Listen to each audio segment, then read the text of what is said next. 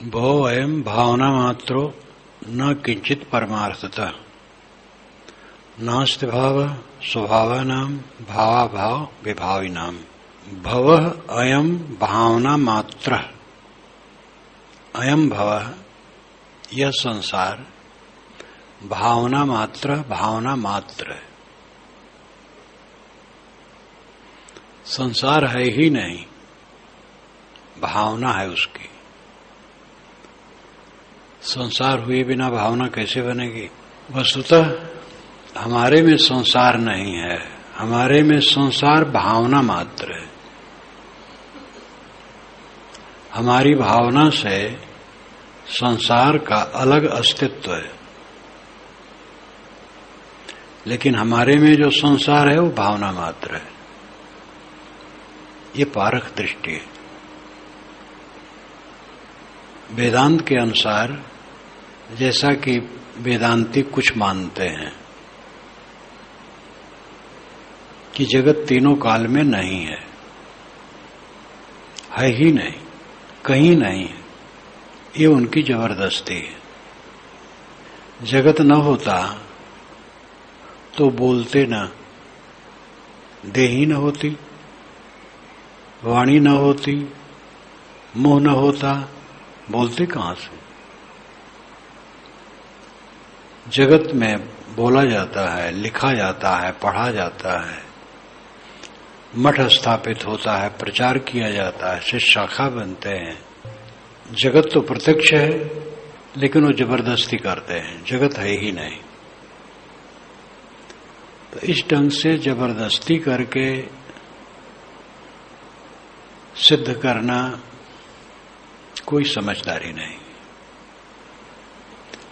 सच्चाई यह है कि जो जगत दिखाई देता है ये बदलता हुआ भी सदा है, लेकिन आत्मा से अलग है। ये आत्मा नहीं है। आत्मा में जगत तीनों काल में नहीं है। मेरे में जगत तीनों काल में नहीं है। जगत में जगत तीनों काल में है, लेकिन आत्मा में जगत तीनों काल में नहीं है। अयम भव भावना मात्र। यह भव भावना मात्र है। ये संसार हमारे में भावना मात्र है। भावना हटा दे, संसार समाप्त है। जो दुख होता है भावना से होता है। इसी में एक श्लोक है बड़ा महत्वपूर्ण। उसका भाव है कि कौन ऐसा समय है और कौन ऐसी उम्र है जब द्वंद्व न हो। द्वंद्व नो निराम। निराम मनुष्यों को द्वंद्व न आवे, कौन ऐसा समय है? मैं तो जब अपने जीवन को देखता हूं, जब से होश में आया हूं, कोई ऐसा समय नहीं जो द्वंद्व रहित हो। याद होता है बचपना का याद, भूत प्रेत परेशान कर देते। भूत प्रेत बता दिया गया तो हथियार जिधर रहे उधर देखने का मन नहीं कहे। रात में ढिबरी जलाने के समय रहे, माता वरांदे के पश्चिम तरफ रसोई घर रहे, उसमें भोजन बनावे तो उसका प्रकाश कुछ रहे और ढिबरी जले। और आंगन के पूरब हिस्से में बरामदे में बैठा रहूं और बाएं तरफ कमरा रहे तो कमरे की तरफ नहीं ताको, और उधर कमरे के अंदर में अंधियारा है, भूत वहां हो गए। माता की तरफ ताको, वहां प्रकाश जलता है। और जब कहे पिता को बुला लाओ भोजन के लिए तो जाना पड़े। तो आगे जब बढ़ूं, जिसको ड्योढ़ी कहते, फिर बरामदा, फिर आंगन, लंबा चौड़ा सब रहा, तो भागते हुए जाता था एकदम जोर से। तब जाकर के कहूं पिताजी से भोजन कर लीजिए। बिला काम का भय। थोड़ा बड़ा हुआ तो इतना तो नहीं रहा, लेकिन फिर भी भूत प्रेत तो दिमाग में रहे। और इतने नहीं, बहुत बहुत भय, बहुत बहुत भय।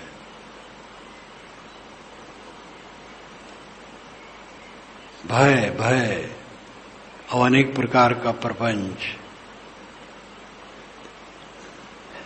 जब से ख्याल आता है, मुझे कभी भी नहीं पता लगता है जब द्वंद्व ना हो। इसलिए परम सत्य है, कौन ऐसा समय है, कौन ऐसी उम्र है जब द्वंद्व न हो। तब फिर तरीका क्या है? तान्युपेक्ष यथा प्राप्त वर्ती, उसकी उपेक्षा रखे और जो प्राप्त हो उसमें संतोष पूर्वक बर्ताव करे। जितना द्वंद्व सामने आए समझ लिए आया और जाएगा, रहेगा नहीं, उसकी उपेक्षा रखे। पहले वाले सारे द्वंद्व नहीं रहे, ये भी नहीं रहेगा। उपेक्षा नाम लापरवाही, उधर मन न ले जाए। और जो प्राप्त हो, जैसी स्थिति हो, अनुकूल प्रतिकूल, उसमें संतोष पूर्वक बर्ताव करे, फिर शांति। यही तरीका है। इतना मात्र ध्यान में रखे तो आदमी दुखी नहीं होगा। उसको यह नहीं होगा ये झंझट कैसे आ गई। झंझट कब नहीं, पूरी जिंदगी झंझट है। देह धरना झंझट है, देह धर करके संसार में जीना झंझट है। झंझट तो पूरा जीवन है। इसकी उपेक्षा रखे, लापरवाह रहे, जो आवे सह ले और जैसी स्थिति हो संतोष से गुजर कर ले और चित्त को शांत रखे। अयम भव भावना मात्र है, ये भव भावना मात्र है। जो मन का जगत है भावना मात्र है। मन के संकल्प विकल्प भावना मात्र है और मन के संकल्प विकल्प में ही सब चल रहे हैं। मन का नरक लोग भोगते हैं, वो धन्य है जो मन के नरक से ऊपर है। न किंचित परमार्थतः, परमार्थ कुछ भी नहीं है। परमार्थ नाम सत, सत में देखा जाए तो ये कुछ है ही नहीं है। जो द्वंद्व है, जो प्रपंच है भावना का, कुछ नहीं है। तुम्हारी भावना है, भावना को शांत कर दो। भावना को शांत कर दे, संसार खत्म है। संसार भावना में है, भावना को जीतो। संकल्प विकल्प को जीतो, संकल्प विकल्प से ऊपर हो जाओ। नास्ति भाव स्वभावानाम भावाभाव विभाविनाम, नास्ति अभाव स्वभावानाम स्वभावानाम न अभाव अस्ति। जो स्वभाव है उसका अभाव नहीं है। स्वभाव, स्व नाम खुद, भाव नाम सत्ता। स्वभाव खुद का अस्तित्व, इसका अभाव नहीं है।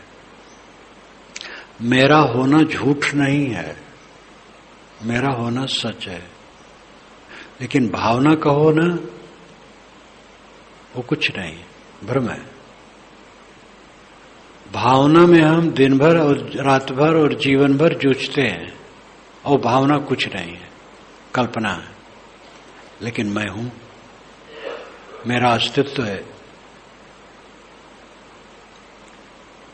नास्ति अभाव स्वभावानाम, स्वभाव का अभाव न अस्ति। स्वभाव स्वसत्ता आत्मसत्ता का अभाव नहीं है, आत्मसत्ता का भाव है। आत्मा नित्य है, मैं नित्य हूं। भावाभाव विभाविनाम, भाव और अभाव विभाविनाम। भाव सत्ता, अभाव असत्ता का विभावन, स्पष्टता, खुलासा यही है। विभावन मतलब है खुलासा, स्पष्टता, साफ।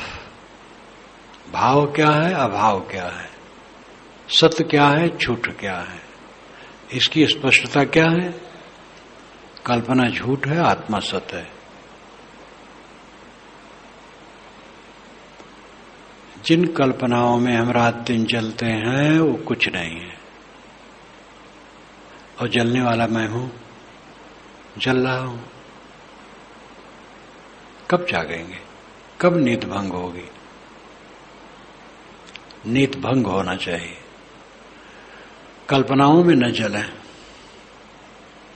कल्पना भावना मात्र है, कल्पना कल्पना है, कल्पना मात्र, सोचना मात्र है। सोच सोच करके जले ना, नास्ति स्वभाव, नास्ति अभाव स्वभावानाम।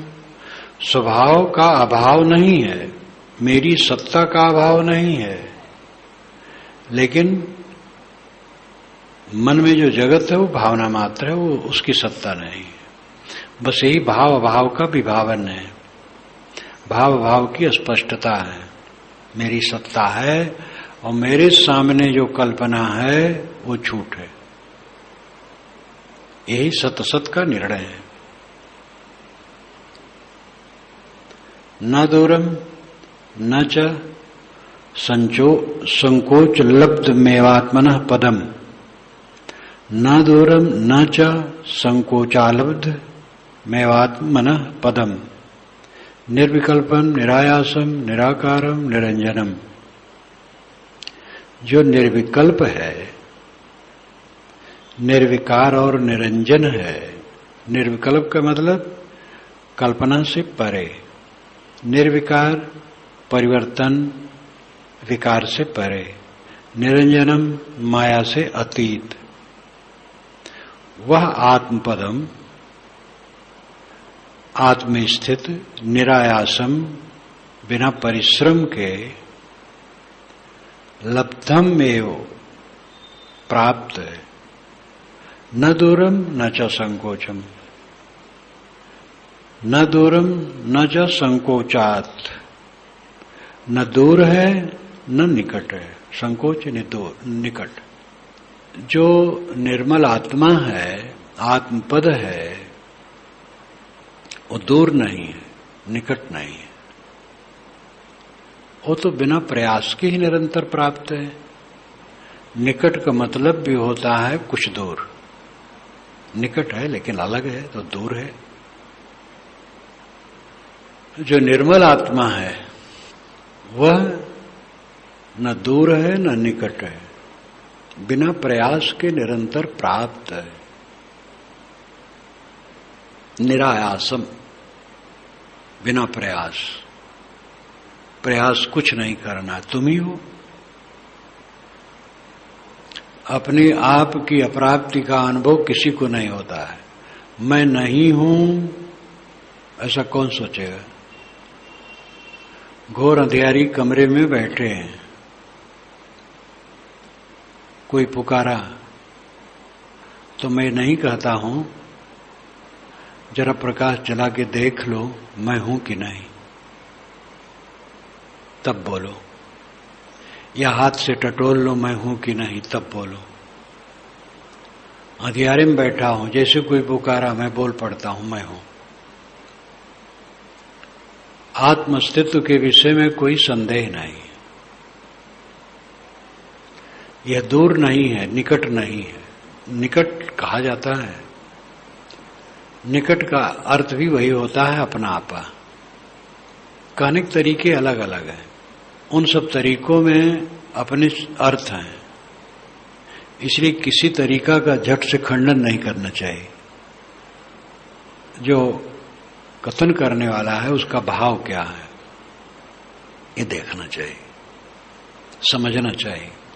नेरे न खोजे बतावे दूर, साहब कहते हैं, दूर बताते हैं, निकट नहीं खोजते हैं। यहां निकट का अर्थ है अपना आपा ही, वही निकट है। उस ढंग से वहां कहा गया है।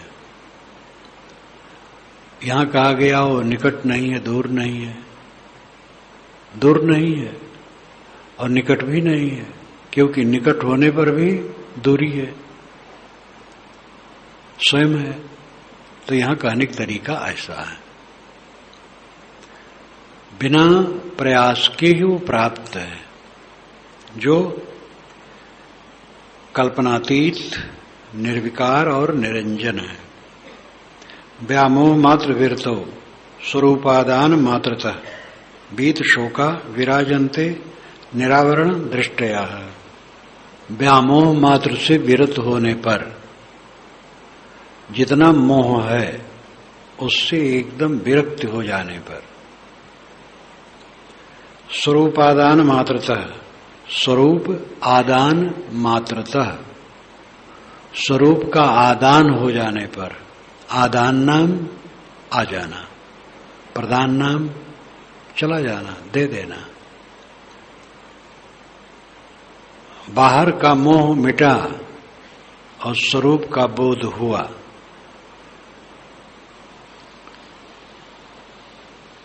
निरावरण दृष्टया, उसकी दृष्टि निरावरण हो जाती है, आवरण नहीं रह जाता है। वीत शोका विराजन्ते, वो शोक से रहित विराजता है। स्वरूप का ज्ञान हो और स्वरूप के अलावा जो कुछ है उससे वैराग्य हो, तो दृष्टि का आवरण हट जाएगा। स्वरूप का ज्ञान है लेकिन वैराग्य नहीं है विषयों से, तो काम नहीं होगा। वैराग्य तो है लेकिन स्वरूप का ज्ञान नहीं है, तो ही काम नहीं होगा। दोनों की आवश्यकता है।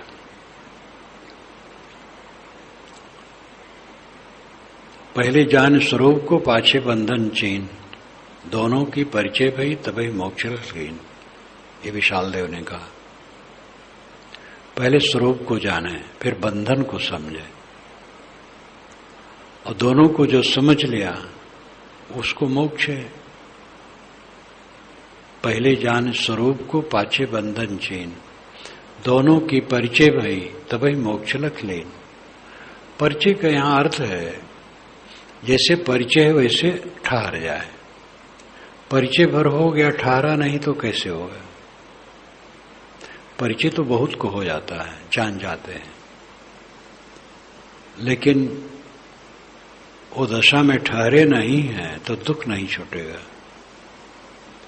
परिचय हो जाए और परिचय के अनुसार चित्त की स्थित हो जाए। अपना स्वरूप निराला है और जो कुछ मिला है सब कुछ मेरे साथ रहने वाला नहीं, सब दुख से भरा है। ये समझ करके ऐसी चित्त की स्थिति निरंतर हो जाए, बस वो शोक से मुक्त है। वीत शोका विराजन्ते, वो शोक से रहित होकर के शोभायमान संसार में होता है। समस्तम कल्पना मात्र महात्मा मुक्त सनातना इत विज्ञाय धीरो ही किमभ्यस्त बालवत। जो सनातन आत्मा है उस स्वभाव से ही मुक्त है, अलग है सबसे, और जो कुछ भी संबंध है सब कल्पना मात्र है, जोड़ है, मान्यता है। इत विज्ञाय धीरो, धीरवान पुरुष ऐसा जान करके कि मभ्यस्त बालवत, वो बालक के समान कैसे काम करेगा। जब समझ लिया कि जो कुछ भी संबंध है कल्पना मात्र है, वस्तु कल्पना मात्र नहीं है, संबंध कल्पना मात्र है, हमारी मान्यता कल्पना मात्र है, हमारा अहंकार कल्पना मात्र है, जुड़ाव कल्पना मात्र है। वस्तु अपनी जगह पर है, परिवर्तित होते हुए भी है। सामने मकान दिखाई देता है, पेड़ पौधे दिखाई देते हैं, कल्पना मात्र नहीं है। ये पदार्थ है, निर्मित है। कुछ मनुष्य ने बनाया है, कुछ स्वभाव से निर्मित है। पेड़ स्वभाव से पैदा हो गए, वनस्पतियां स्वभाव से पैदा हो गई, मकान मनुष्य ने बनाया, दोनों निर्मित हैं, दोनों मिट जाएंगे, लेकिन इनका मौलिक पदार्थ तो रहेगा। तो ये कल्पना मात्र नहीं है, लेकिन उनसे हमारा राग या द्वेष कल्पना मात्र है, और तकलीफ वही देता है, राग द्वेष। ये मकान और पेड़ पौधे तकलीफ नहीं देते हैं। मेरा मकान है और एक ईंटा कहीं टूट जाए उसमें तो तकलीफ मुझे होती है, मकान को तकलीफ नहीं होती, मुझे होती है।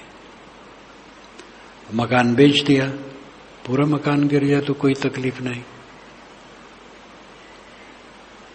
तो हमारी मान्यता जो है वो कल्पना मात्र है, और मान्यता में चिपक करके हम पीड़ित हैं। समस्तम कल्पना मात्र, सब कुछ कल्पना मात्र है। समस्तम कल्पना मात्रम, आत्मा मुक्त सनातना। सनातन आत्मा तो मुक्त ही है, नित्य आत्मा मुक्त ही है। ऐसा समझ लिया अगर, तो कल्पना छोड़ करके वो मुक्त हो गया। समझा कि कल्पना बंधन है, हमारे मन की मान्यता राग द्वेष यही बंधन है, और इसको छोड़ दें तो सदा मुक्त है। ऐसा समझ लिया तो बालक के समान वो काम नहीं करेगा। बालक धूल खेलते हैं, धूल का मकान बनाते हैं और उसको लेकर के झगड़ा करते हैं। विवेकवान ये सब समझेगा, धूल माटी है संसार, और इसके लिए झगड़ा नहीं करेगा, कला नहीं करेगा, तू मैं नहीं करेगा। सारा तू मैं और कला किसके लिए है? दुनिया की चीजों के लिए। तो विवेकवान जो समझ लिया कि सारा संबंध कल्पना मात्र है, मैं तो असंग हूं, अकेला हूं, तो तू मैं कैसे करेगा? तू मैं करता है तो वो दशा में नहीं है। आत्मा ब्रह्मेत निश्चित्ते भावा भाव च कल्पितो निष्काम किम बीजानात् किम ब्रूते च करोति किम। आत्मा ब्रह्म इत निश्चित्ते, जिसको निश्चित है कि आत्मा ही ब्रह्म है, ये जीव ही शिव है। शिव को खोजना नहीं, परमात्मा और ब्रह्म को खोजना नहीं। आत्मा ब्रह्मेत निश्चित है, भावा भाव च कल्पित हो। भाव अभाव कल्पित है। भाव होना, अभाव न होना, ये चीज है, ये चीज नहीं है, ये मिली, ये नहीं मिली, ये सब कल्पना है। जो मिला हो उसमें संतोष करो बस। ये नहीं मिला, वो नहीं मिला, इसकी कल्पना क्यों? जो मिला बहुत है। वेद में भी बात आती है, बात कि कोई निमंत्रित करे तो जो भोजन दे उसको कम न माने, जो जल दे उसको कम न माने, जो कुछ हो दे उसको कम न माने, उसको बहुत माने, निंदा न करे। सद्गुण की बात हर जगह कही गई, निष्काम रहने की बात हर जगह कही गई है। भावा भाव च कल्पितो, भाव भाव कल्पना है, ये कम है, ज्यादा है, इतने मिला, इतना नहीं मिला, ये सब कल्पना में न पड़ो। जब जितना मिला संतोष करो। निष्काम किम भी जाना थी, जब निष्काम हो गया तो और क्या जानेगा वो? अब कामना ही नहीं है तो अब क्या जानेगा?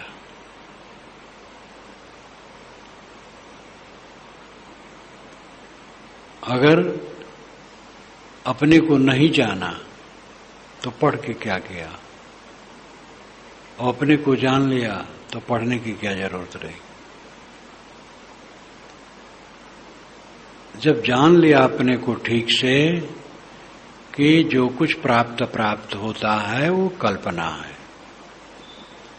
और हमारा स्वरूप ही ब्रह्म है, महान है, अपनी महानता में मस्त हो गया, अब क्या तकलीफ रह गई, क्या छूटा, क्या मिला, क्या बना, क्या बिगड़ा।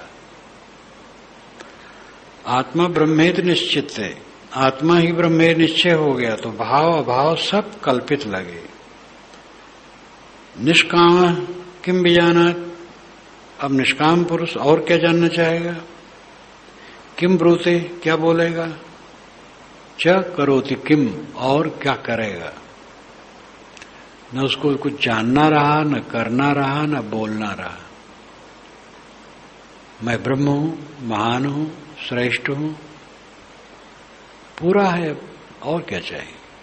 और भाव अभाव तो संसार की दशा है, एक समान नहीं रहता है, सब जगह परिवर्तन परिवर्तन परिवर्तन। बड़ों बड़ों के जीवन में देखो, जो राजा था युधिष्ठिर, उसका ऐश्वर्य देख करके दुर्योधन षड्यंत्र में पड़ गया।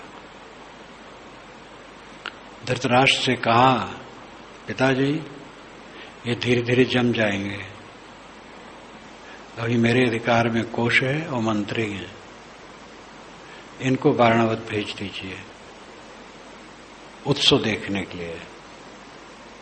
धीरे धीरे मैं यहां जमा लूंगा, पैसा दे करके लोगों को बस में कर लूंगा, नहीं तो ये जम जाएंगे तो ठीक नहीं होगा। ये षड्यंत्र हुआ,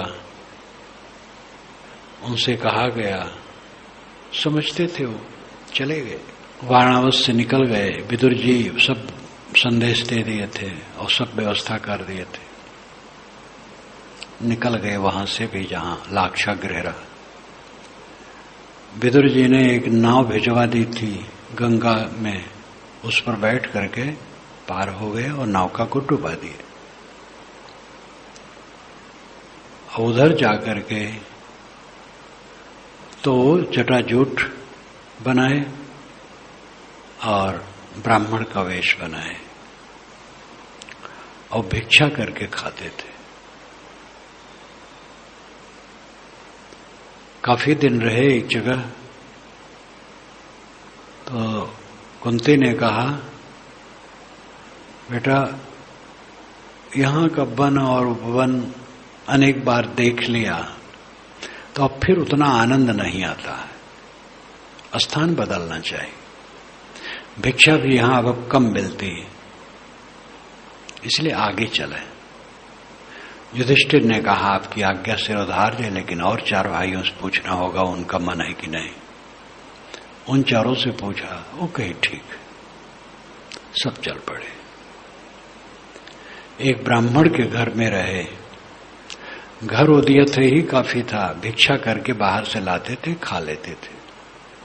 भिक्षा में पका भोजन लाते थे तो आधा भीम खाते थे, आधा में वो 5 खाते थे।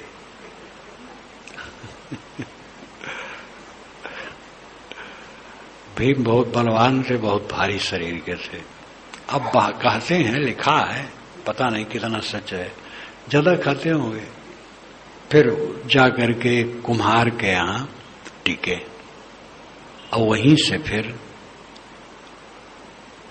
वहां भी भिक्षाटन करते थे। वहीं से द्रौपदी के स्वयंवर में गए। जो एक राजपुरुष था वो भीख मांग के खा रहा है।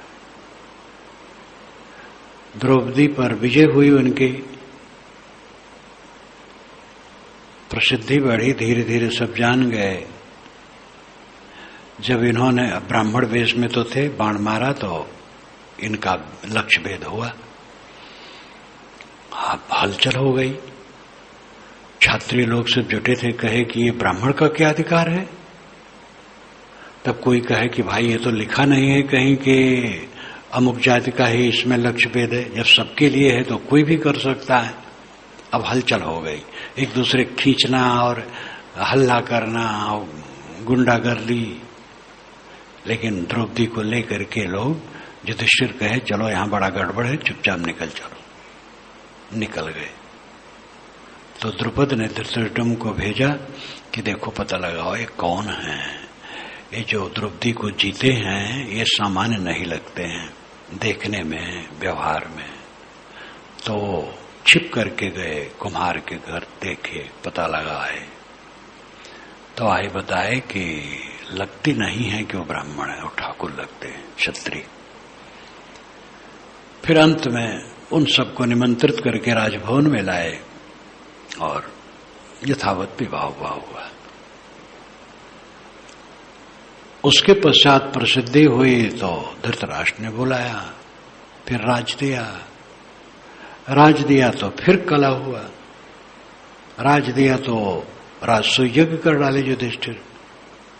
तो अब उसमें धन दौलत खूब आया, दुर्योधन को दुख हो गया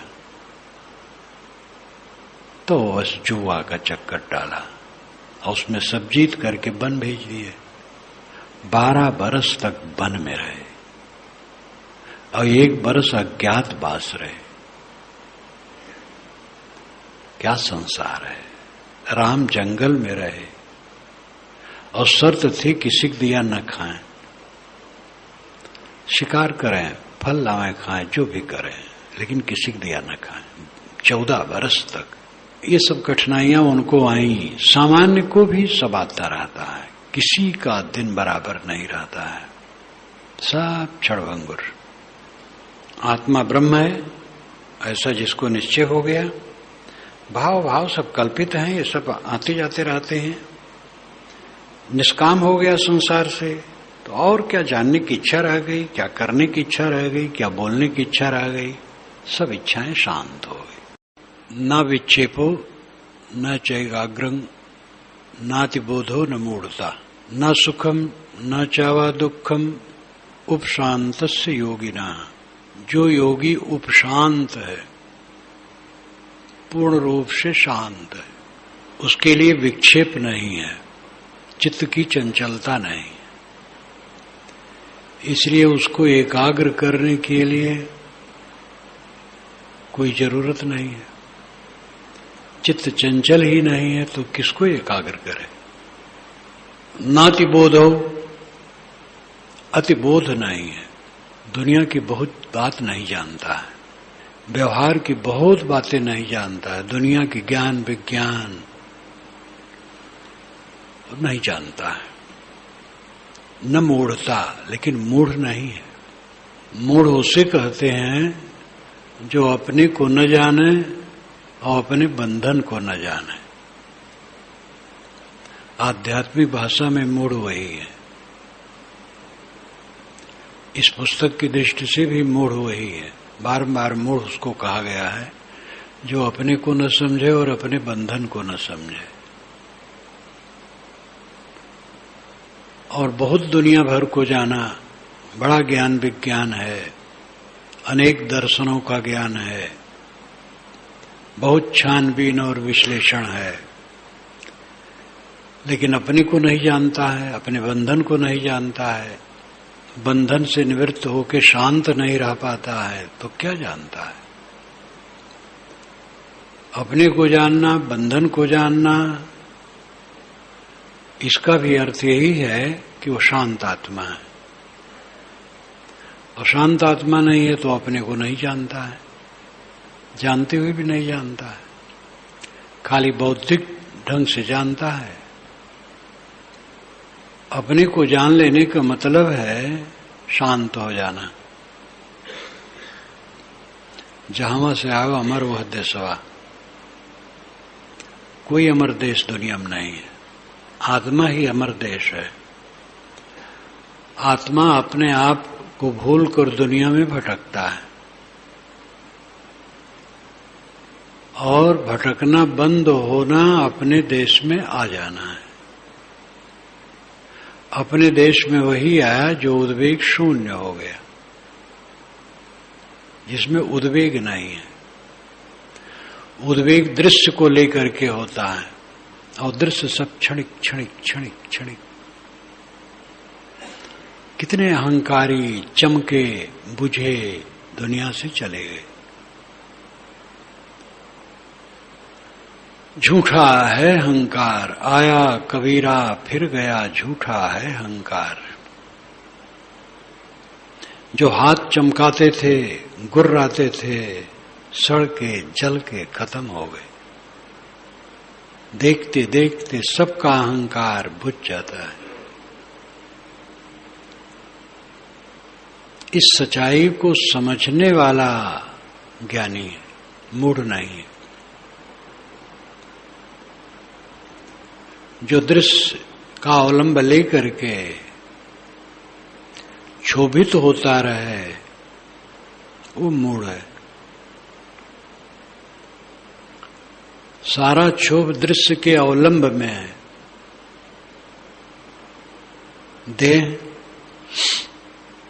देह के नाम रूप, गुणकर्म, स्वभाव, योग्यता, उपलब्धियां, संसार का जो कुछ भी जुड़ता है, उनमें अहंता ममता करके क्षोभ होता है। तटस्थ रहे तो क्षोभ नहीं होगा। जो तटस्थ रहे, क्षोभ विहीन रहे, वो मूढ़ नहीं। जो क्षोभित हो वो मूढ़ है। हमारी मूढ़ता कितनी खत्म हुई है, स्वयं सब सौद है। दूसरे को तो सब मूढ़ मानते हैं। दूसरे को स्वार्थी, अहंकारी, मूढ़, अज्ञानी सब मानते हैं। अपनी मूढ़ता, अपने अज्ञान को देखने वाला धन्य है। न विक्षेपो न चैकाग्रम नातिबोधो न मूढ़ता, न सुखम न चावा दुखम, न सुख है न दुख है। दृश्य पदार्थों से जुड़ करके सुख मानना अज्ञान है। भोग पदार्थ मिलने से, सम्मान मिलने से, प्रतिष्ठा मिलने से सुख मानना घोर अज्ञान है। कुछ रहेगा? किसी का रहा है? सब भागा जा रहा है, सब भागा जा रहा है। जो हर समय सब कुछ को झूठ समझता है, क्षणिक क्षणिक क्षणिक क्षणिक, किसमें हर्ष करे, किसमें शोक करे, किसको लेकर के गुमान करे, किसको लेकर के क्षोभित हो।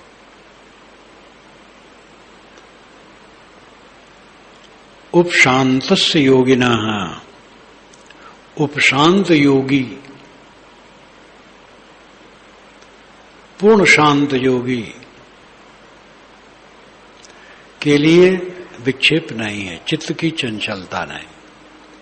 इसलिए चित्त को एकाग्र करने का प्रश्न ही नहीं है, क्योंकि चंचलता ही नहीं है। वो दुनिया भर की बात नहीं जानता है। न अतिबोध हो, अतिबोध, बहुत जानकारी, ये सब नहीं है। लेकिन मूढ़ नहीं है। वो अपने को जानता है और जानता है कि दृश्य के संबंध में क्षोभ होने की गुंजाइश है। इसलिए सतर्क रहता है, समझता है जो सामने दिखता है रहेगा नहीं। इसलिए वो सदैव तटस्थ रहता है। इसलिए न दुखम न सुखम, दुख नहीं है, सुख नहीं। ये दुनिया का संबंध जोड़ करके सुख की कल्पना है और वही ठगता है। ये सुख ही हमें धोखा देता है। सुख में फंस करके सब रो रहे हैं, पूरी दुनिया के लोग। सुख की कामना ही खत्म हो गई है, इसलिए दुख का नाम खत्म हो गया। उपशांतस्य योगिनः, उपशांत योगी के लिए, पूर्ण शांत आत्मा के लिए न चंचलता है, न एकाग्रता की आवश्यकता रह गई, न दुनिया भर को जानना है और न मूढ़ता है, न सुख है न दुख है, साफ साफ। स्वराज्ये भैक्षावृत्तौ न लाभालाभे जने बने, निर्विकल्प स्वभाव से न विशेषो अस्ति योगिनः। निर्विकल्प स्वभाव योगी के लिए, जिसकी कल्पना शांत है, बैठे लेटे चलते उद्वेगता अपने मन में उद्वेग नहीं, किसी बात को लेकर उद्वेग नहीं। खान पान, देह के स्वास्थ्य, उपलब्धियां, साथियों, किसी के कहने सुनने से जो हुआ हो, किसी बात के लिए मन में उद्वेग नहीं है, सब समय शांत है। इस प्रकार निर्विकल्प स्वभाव से, निर्विकल्प स्वभाव के योगी के लिए संकल्प विकल्प के उद्वेग से शून्य शांत आत्मा के लिए स्वराज्य भैक्षावृत्तौ च लाभे जने बने न विशेषो अस्ति। कुछ विशेष नहीं है, कुछ फर्क नहीं है। स्वराज्य, एक स्वराज्य होता है, एक स्वराज्य होता है। स्वराज्य का मतलब अपना राज्य, और स्वराज्य का मतलब तो स्वर्ग का राज्य। यहां है स्वराज्य, शंकराचार्य की वाणी में भी आया है। तो स्वराज्य नाम स्वर्ग का राज्य, और भिक्षावृत्ति और भिक्षावृत्ति में दोनों बराबर है। स्वर्ग का राज्य मिले अथवा भूख लगने पर किसी के दरवाजे पर जाकर के भिक्षाम देहि कहना पड़े, दोनों बराबर है। काशी में अभी भी भिक्षावृत्ति के सन्यासी होते हैं और तीर्थ स्थानों में होते हैं, शायद अयोध्या में नहीं होगा, क्योंकि वो इस ढंग से नहीं मांगते। जहां रहते हैं तहां बनाते खाते हैं। काशी में मैं रहा हूं, खूब अच्छी तरह से जानता हूं। भिक्षावृत्ति के संत कभी कभी हमसे आके मिलते थे, तो कहें कि शाम को मधुकरी मांगता हूं, और भक्त लोग अभ्यासी होते हैं। वो भोजन बना के जो कुछ बनाए रहते हैं उसमें से पात्र में रख करके दरवाजे पर एक जगह रखे रहते हैं। तो जब आते हैं आवाज करते हैं, कोई नमो नारायण कहा, कोई भिक्षाम देहि, कोई कुछ कहा, तो जा करके उनको देते हैं। एक रोटी, थोड़ी सब्जी, थोड़ी दाल, थोड़ा भात दे दिए, थोड़ा थोड़ा लेते हैं। मधुकरी उससे कहते हैं, दूसरे आए उसको देते, तीसरे आए उसको देते हैं, जितना उनके संभव है। तो स्वराज्य तो कहीं स्वर्ग कहीं है नहीं, मतलब यहां पर सब संपन्नता हो और उसमें रहे। या भूख लगने पर भिक्षा मांग ले, उसमें लाभे दुनिया की वस्तुओं का लाभ हो जाए अथवा लाभ न हो। जने बने, जने भीड़ में रह करके और बने वन में अकेले रह करके। न विशेषो अस्ति, कुछ विशेषता नहीं, कुछ फर्क नहीं। किसके लिए? निर्विकल्प स्वभाव से योगिना, जो योगी निर्विकल्प स्वभाव का है, उद्वेग शून्य स्वभाव का है, संकल्प विकल्प वृत्तियों से ऊपर का स्वभाव का है, उसके लिए कुछ फर्क नहीं। पूरे जीवन का लेखा जोखा मन में होता है। जीवन कैसा है मन से पता लगता है। अपने अपने मन को देखो। यहां तो हम लोग बहुत से साधु वेशधारी बैठे हैं जो मर चुके हैं दुनिया से, बरसों पहले मर चुके हैं, और उसी कपड़ा मिला है, अचला लंगोटी हम कहते हैं। मुर्दों को जो दिया जाता है वो कफन और आड़बंद कहा जाता है अवधी भाषा में। हम लोगों की जैसी लंगोटी होती वैसे उनकी रहती है। 2 फर्रा फाड़ दिए, एक कमर में बांधती है और एक आगे से पीछे खोसते हैं, ऐसा करते हैं, और सफेद कपड़े में लपेट देते हैं, कफन। हम लोग कफन और आड़बंद पहने मर चुके हैं, अपने अपने गोदों के कितना मर चुके हैं। लज्जा होनी चाहिए। अभी नहीं मरे, अभी उद्वेगित हैं, उलझे हैं, अशांत हैं, चित्त आंदोलित है। देखो अपने को, जो साधुवेश में नहीं है, भक्त लोग हैं, उनको भी देखना चाहिए। ये तो वेश होना न होना एक मर्यादा है, आश्रम की भिन्नता है, लेकिन परम शांति सबको प्रिय है। जीवन का फल परम शांति, और परम शांति की कसौटी कौन करेगा? दूसरे को कौन समझ पाया है? और दूसरा समझ ले तो हमारा फायदा क्या है? हमें सब जीवन मुक्त माने तो हमारा क्या लाभ होगा? और हमें सब बंधा हुआ माने तो हमारा क्या नुकसान होगा? जो हम हैं सो हैं। अपने को देखो, अपने को संभालो, अपना चित्त उद्वेग शून्य हो, शांत आत्मा। और उद्वेग शून्य हो जाएगा जब, तब लोभ, लालच, क्रोध, द्वेष, कटवचन, ईर्षा, निंदा, ये सब कहाँ रहेगा? दुख मानना, पीड़ित होना, संतापित होना कहाँ रहेगा? जीवन है वही जिसमें संताप न हो।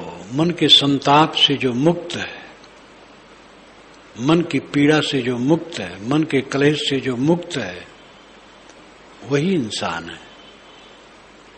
इंसान कह देने से सब हो गया, साधुओं, गृहस्थों, स्त्रियों, पुरुषों, सब हो गया। इंसान सबसे बड़ा है।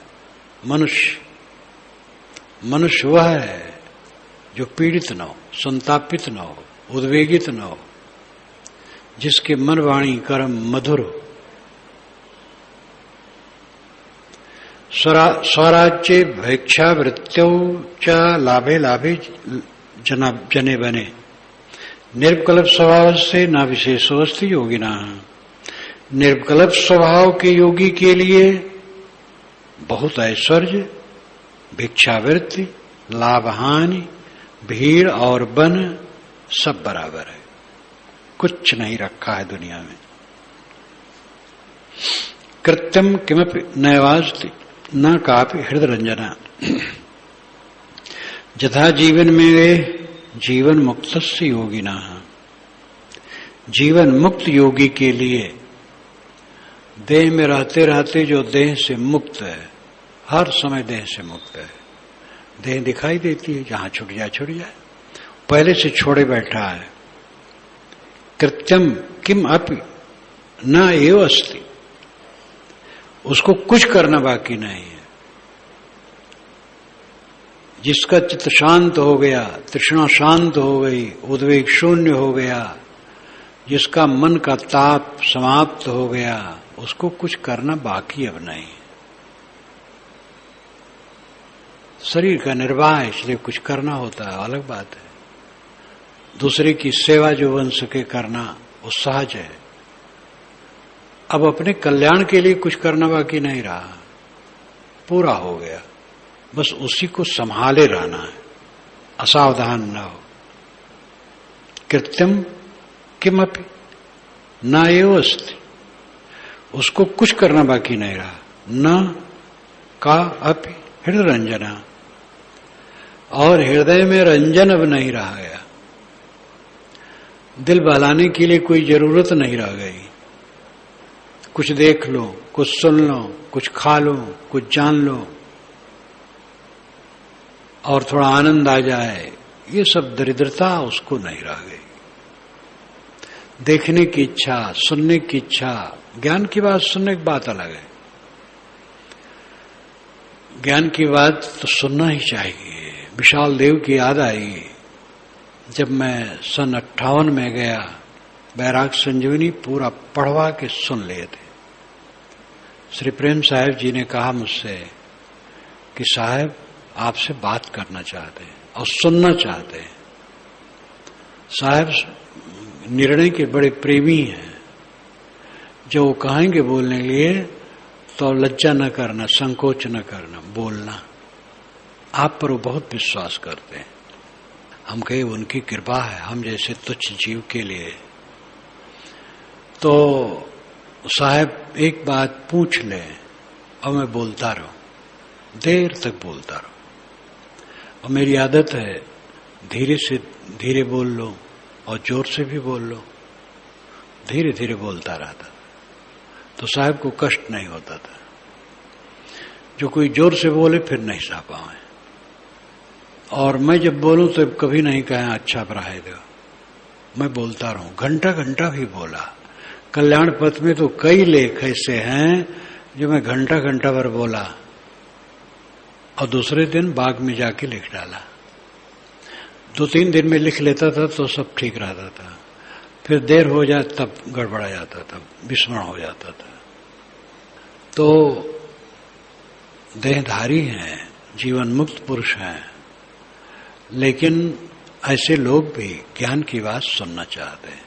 तो ज्ञान की बात सुनना ठीक है, लेकिन दुनियादारी बात सुनना, दुनिया को देखना, क्या देखोगे? ये पाथर ईंट का शहर और पेड़ पल्लों का जंगल और पत्थर और झरने पर्वत, क्या देखोगे? हाड़ मांस के मनुष्य, कुछ नहीं। देखते देखते तो पीड़ा पाए, क्या पाए दुनिया में? देखकर, सुनकर, जानकर भयंकर रोग बटोरे हैं।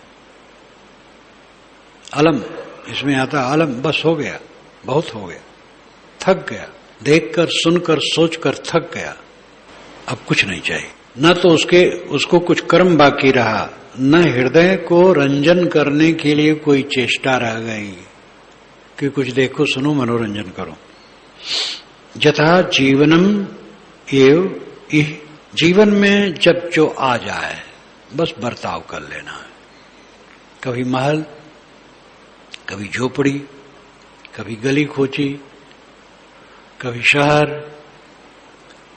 कभी अनेक प्रकार का व्यंजन, कभी सूखी रोटी, कभी सम्मान, कभी निरादर, कहीं अस्तुत, कहीं निंदा, जब जो आवे बस सा करके विवेक से बर्ताव कर ले।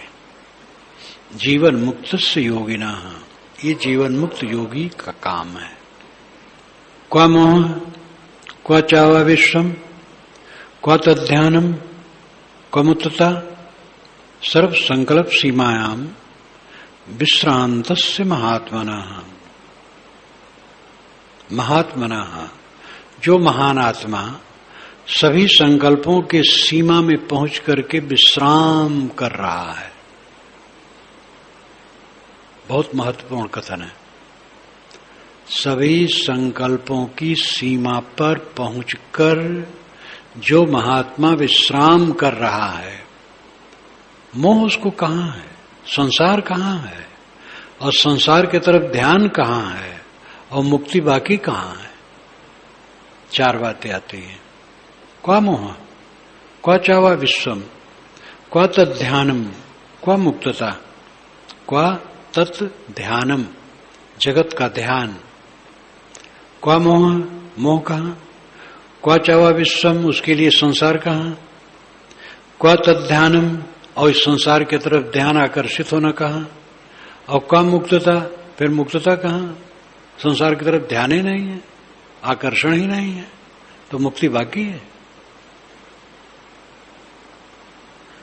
सर्व संकल्प सीमायाम विश्रांतस्य महात्मनः, जो महात्मा सभी संकल्पों की सीमा में विश्राम करता है। संकल्पों की सीमा का अर्थ क्या है? जहां संकल्प समाप्त हो गए, वो संकल्पों की सीमा है। संकल्प अब रही नहीं गया, संकल्प विकल्प शांत। शांत हृदय वाले महात्मा के लिए मोह कहां, संसार कहां, संसार की तरफ आकर्षण कहां, और मुक्ति बाकी कहां? मुक्ति कोई चीज है जो कहीं से ले आओ? सब छूट गया, बस मुक्त, कुछ रहा नहीं। साधो ये मुर्दों का गांव, सब मुर्दा, सब मुर्दा, सब मुर्दा। एक संत कल गए, कहे साहब आपका कमरा देखना चाहता। मैंने कहा हमारा कमरा माटी गोबर है और काव है, देख लो। माटी के अलावा कुछ है? माटी से थोड़ा उठ गया है और वही माटी फिर माटी में चला जाएगा। देह नहीं रहेगी तो न उसको मोह है, न उसके लिए संसार है, न संसार का आकर्षण है, न मुक्ति बाकी है। जो सभी संकल्पों की सीमा में विश्राम करता है, इसका शौक करो, बिन शौक फकीरी मिट्टी है। अहंकार ममकार को मिटा डालो, फिर सिर्फ संकल्प की सीमा पर विश्राम करोगे। और अहंकार बहुत प्यारा है, मिटाने का मन नहीं होता और उसको जगाने का मन होता है, जोड़ने का मन होता है। ये हमारा है, वो हमारा है, ऐसा मैं हूं, ऐसा मैं हूं। और अहंकार पाला जाता है और जला जाता है। अनाद काल से कूड़ा कचड़ा अहंकार रोग अपनाए हैं हम और जल रहे हैं। ये जलना कब मिटेगा, कब शीतल होगे? इतना जान समझ करके भी शीतलता नहीं आई, कब आएगी? इस पर सब गौर करो, मनन करो, आत्मविश्लेषण करो, शीतल बनो, बालवत सरल बनो। सर्व संकल्प सीमायाम विश्रांतस्य महात्मनः। जो सभी संकल्पों की सीमा में पहुंचकर, अंत में पहुंचकर उद्वेग शून्य होकर विश्राम कर रहे हैं, ऐसे महात्मा के लिए न संसार है, न मोह है, न आकर्षण है, न मुक्ति बाकी है, सदैव कृतार्थ है।